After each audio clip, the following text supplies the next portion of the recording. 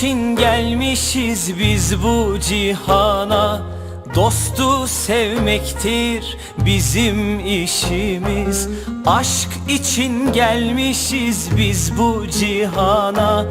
Dostu sevmektir bizim işimiz. Allah der her bir zerremiz. Ayar görenden bize ne? Ayar görenden bize ne?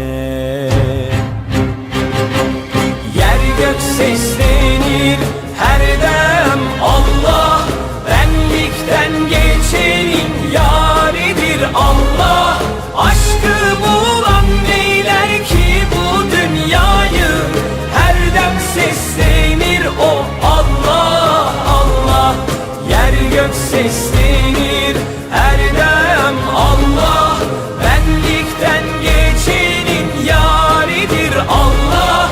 Aşkı bulan neyler ki bu dünyayı? Her dem seslenir o Allah Allah.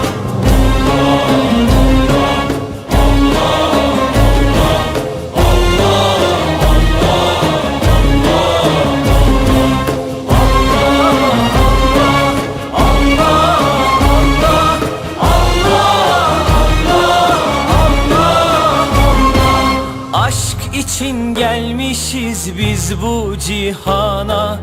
Dostu sevmektir bizim işimiz. Aşk için gelmişiz biz bu cihana.